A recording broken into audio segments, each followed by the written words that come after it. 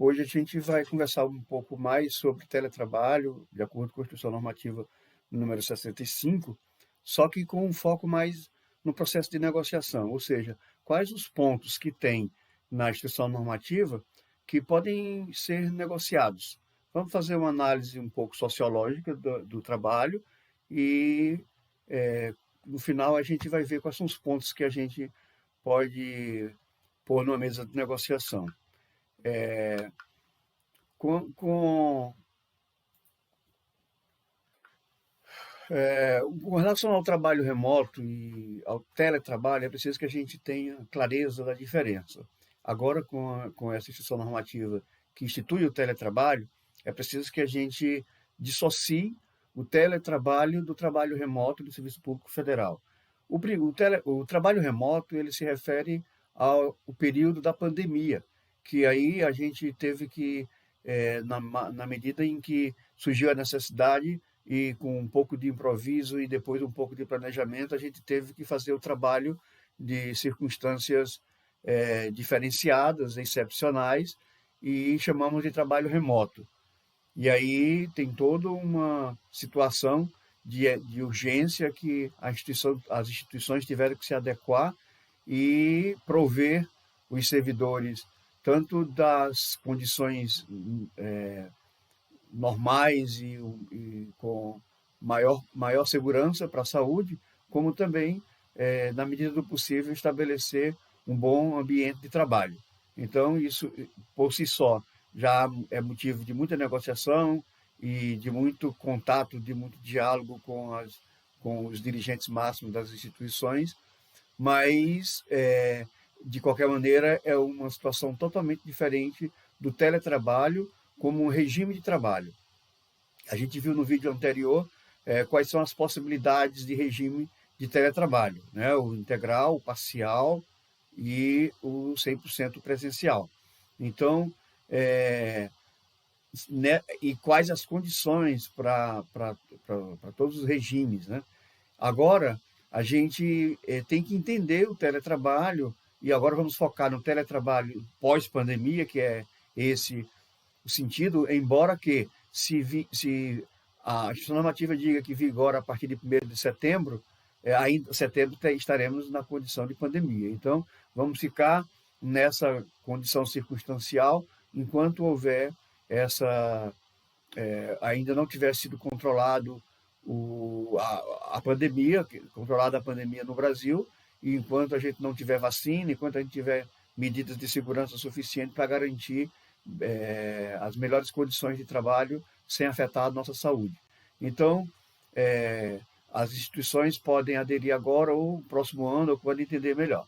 Então, com relação ao decreto 1590 de 1995, né, está previsto lá no artigo 6º a possibilidade aliás, no artigo 6º, parágrafo 6º, a possibilidade de um controle diferenciado da frequência do servidor, tendo em vista a possibilidade de mensuração, ou seja, de quantificação do trabalho, e aí esse controle de frequência pode ser trimestral, de acordo com essa previsão.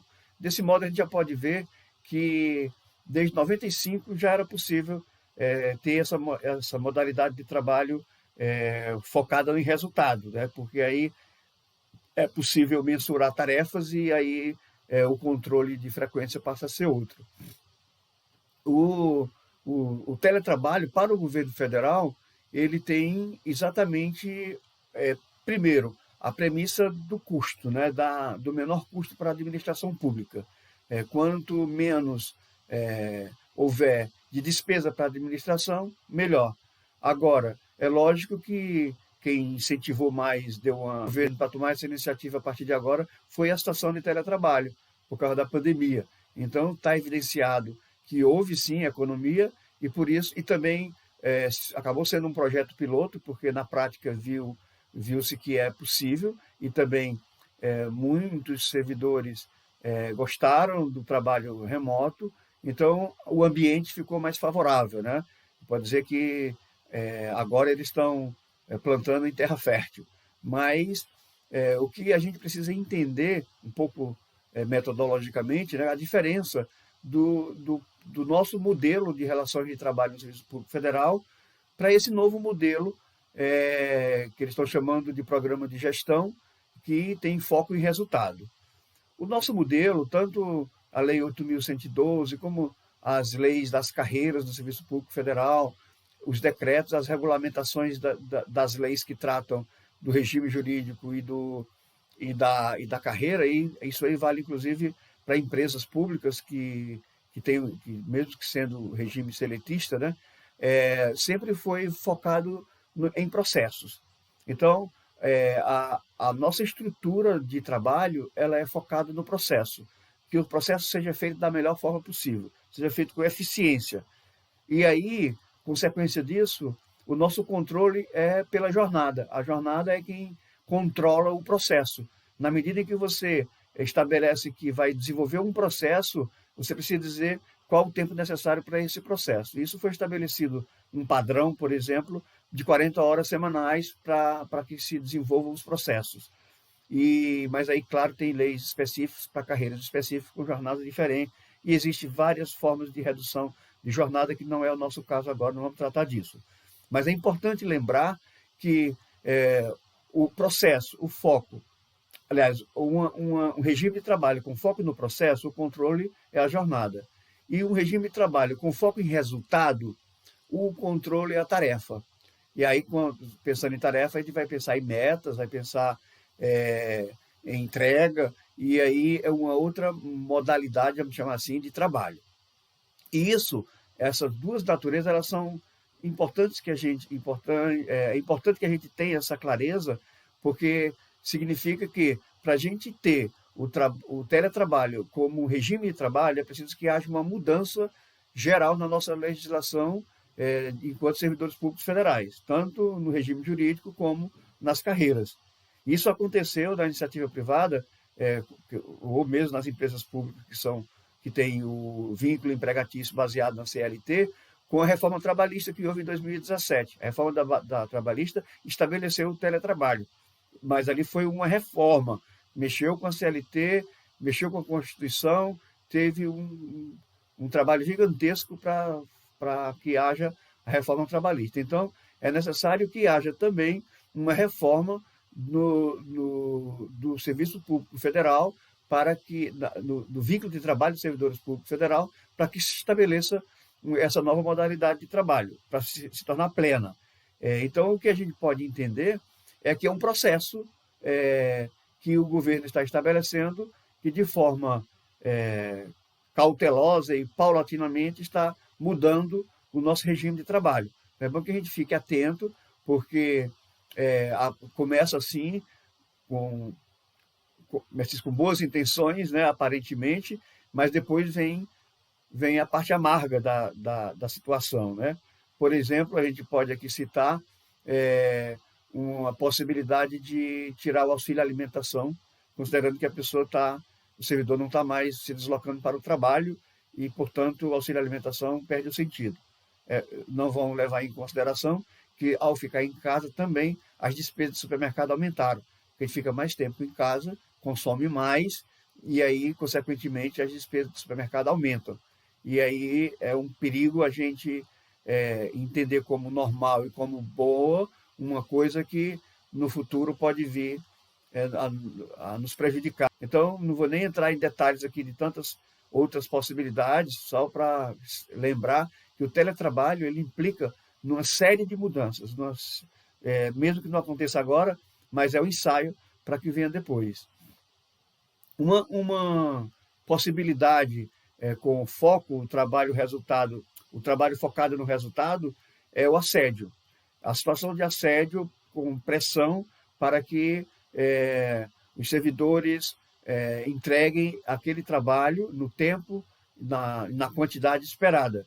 E aí isso esfria muito a relação. A gente falou disso no vídeo anterior, mas é uma possibilidade. A gente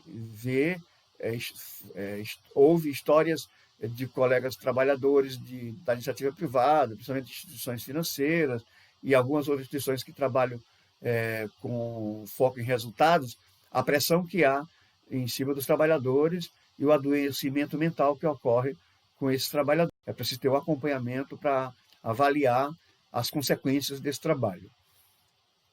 Ocorre que, baseado na experiência do trabalho remoto, muitos colegas servidores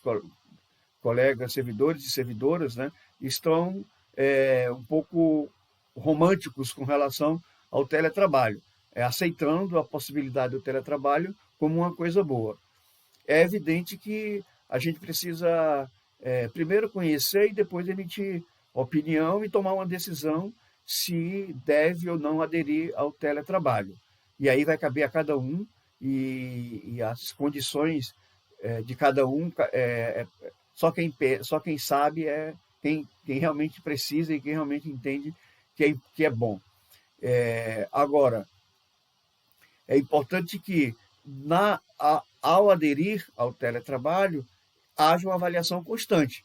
É preciso que a gente, na medida em que estiver desenvolvendo o teletrabalho, veja as condições de trabalho, o ambiente de trabalho, se está adequado, a relação de trabalho com a chefia imediata, como é que está, se está uma boa relação, se existe uma relação humanizada, né? se não é tão focada em resultado, tão focada em números e mensurações, ou se é uma boa relação que não está causando nenhum transtorno, que não está causando ansiedade, né? Que não está causando preocupação e sei lá, um sentimento de impotência, enfim, qualquer efeito negativo produzido pelo teletrabalho. Agora mesmo a gente pode pensar em alguns aspectos, nós vamos ver um pouco mais na frente, mas também durante a avaliação, durante o desenvolvimento das atividades, a gente pode pontuar alguns aspectos que são possíveis ou passíveis de negociação. Vamos ver um pouco mais à frente como é que isso acontece, né? Com relação ao decreto 1590, a gente viu, né, que ele está focado na jornada e no resultado. Aliás, desculpa, ele está focado na jornada, portanto, em processos, não em resultados. Ali a gente vê a jornada de 40 horas, a possibilidade de flexibilização da jornada para 30 horas, ele prevê a possibilidade de jornada diferenciada, né, especial, dependendo dos cargos, e prevê a possibilidade de um trabalho baseado no resultado e um controle de frequência trimestral. Já a Lei 8.112, que é do nosso regime jurídico único, a gente pode analisar aqui diversos aspectos que são complicados, como, por exemplo, a segurança do trabalho, a saúde do trabalhador, no caso de acidente de trabalho, no caso da carreira também, como as carreiras elas têm uma avaliação de desempenho, e as avaliações de desempenho são baseadas em processos, né, em assiduidade, pontualidade, e uma série de dispositivos de controle, mas focado na eficiência. Então, o sistema de teletrabalho ele está focado somente em tarefas. Então, existe um conflito ali entre processos e tarefas. E aí a gente, somente um pouco mais adiante, talvez em outro vídeo, a gente faça um estudo específico sobre os conflitos do teletrabalho com a Lei 8.112 e com as leis das carreiras, podendo até pegar uma carreira em específico como modelo para ver quais são os aspectos que conflitam. Então, vamos deixar isso para um outro vídeo, né? O que é importante a gente saber do teletrabalho nesse momento agora? A gente pode imaginar que o mundo do pós-pandemia vai exigir de nós mudanças, né? E aqui já está na nossa porta batendo essa mudança do nosso regime de trabalho para o teletrabalho. E aí a gente precisa entender qual é o sentido, por que o governo está estabelecendo o teletrabalho agora, né? Então, o governo primeiro pensa na economia, mas aí quem assume toda essa despesa do novo ambiente de trabalho é o servidor. Digamos que seja na sua casa, que é mais ou menos o modelo que foi implementado agora com o trabalho remoto, né? Então, o servidor vai arcar com todas as despesas de luz, que vai aumentar com certeza, de internet, que vai aumentar com certeza, vai ter que ter uma internet com melhor potência, né? Com a capacidade maior de upload, de download, e aí tem um pacote um pouco mais caro. Vai aumentar a questão de alimentação, né? Vai aumentar, enfim, as despesas que normalmente são da instituição vão passar a ser do servidor. E aí a gente vai ver aqui que aqui tem um espaço para negociação. Um pouco mais na frente a gente vai ver isso, né? Tem uma questão sociológica importante, né, sobre a divisão social do trabalho versus individualismo, porque quanto mais você se fecha no teletrabalho, que a única relação que você vai ter vai ser com o seu chefe imediato, menos você vive socialmente com seus colegas. Então, aquela teoria da divisão social do trabalho, ela cai por terra, porque muito embora exista a percepção sociológica da importância do trabalho do ponto de vista econômico, né, da importância do trabalho para que o ser humano tenha sua renda e viva com dignidade, mas tem também o aspecto sociológico da convivência, da unidade da classe, da organização das classes, né, do coletivo, da coletividade, a força da coletividade. Os trabalhadores unidos, eles têm mais força, eles conseguem mais conquistas, e aí, de forma isolada, não vai haver esse contato. E aí eu recordo aqui o novo manual de conduta dos servidores públicos, que tem um capítulo específico sobre o teletrabalho. E lá, e não só nesse capítulo, mas em outros momentos também fala sobre o servidor tratar de relações de trabalho, sobre a carreira, sobre regime jurídico, numa situação de teletrabalho e nesse novo manual de condutas que já está limitando o debate de categoria, o debate de classe, o debate de força de trabalho, o debate sindical no ambiente de trabalho. Então, existe também essa intenção, mesmo que subjacente, do governo de isolar os trabalhadores para que eles não tenham força coletiva. Então, é importante a gente refletir aqui a necessidade de organização da classe trabalhadora e que a classe trabalhadora só é forte quando ela é unida, organizada e tem um sindicato forte. Isso é importante a gente deixar bem claro. Bom, um aspecto que poderia ser positivo no teletrabalho é a flexibilização da jornada. Esse é um grande objetivo, então um grande desejo, um grande anseio para muita gente, né? Mas quando se tem o foco na entrega,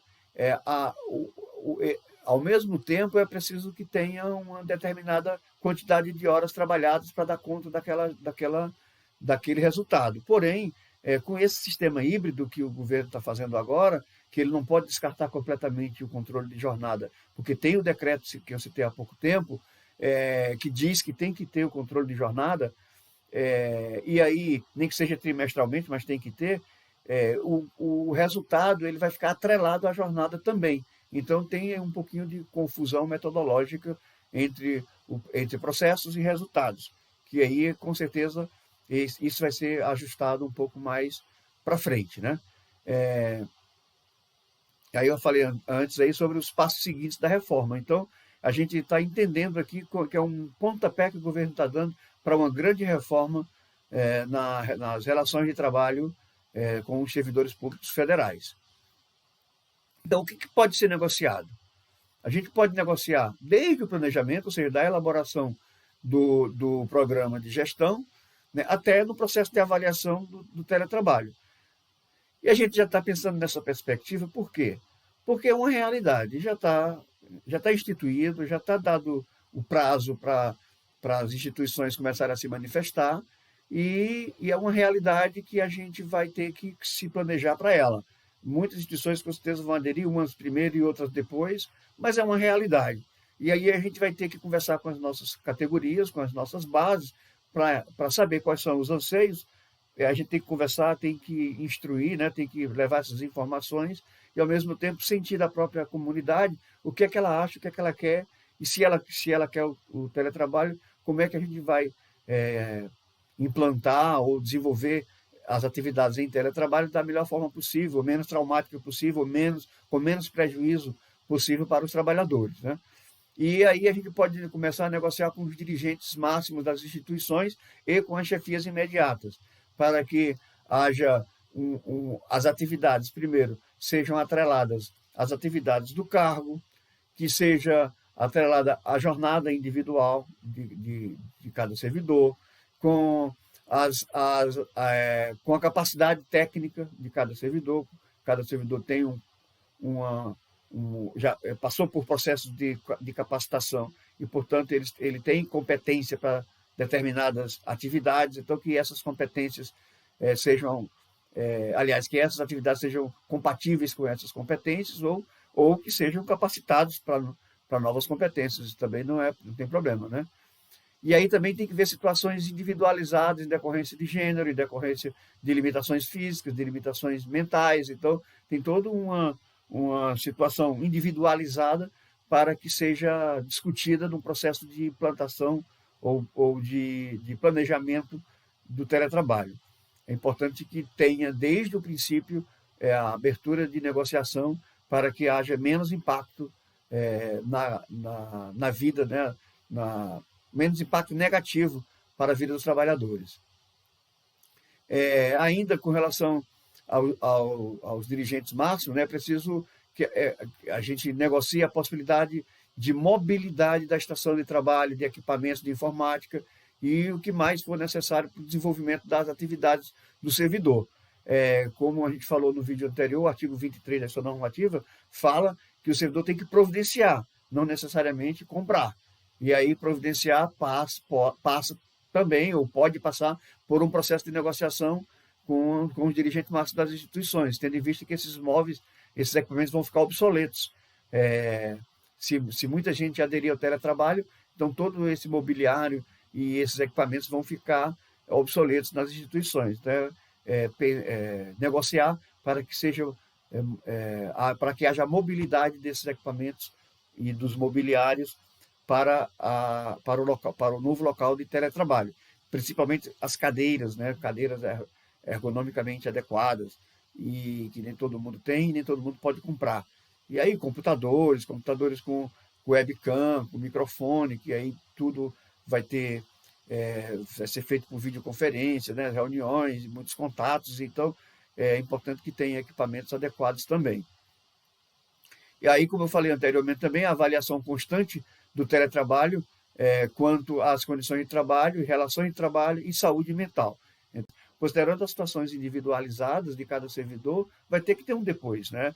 E aí, se o servidor não tiver se adaptado à nova situação de trabalho, de teletrabalho, ele pode sair do teletrabalho e assim está previsto na instrução normativa. Bem, o vídeo, consegui fazer um vídeo mais curto, né? Não tão longo como o primeiro. Espero que tenha ajudado a cada um a decidir pelo seu teletrabalho.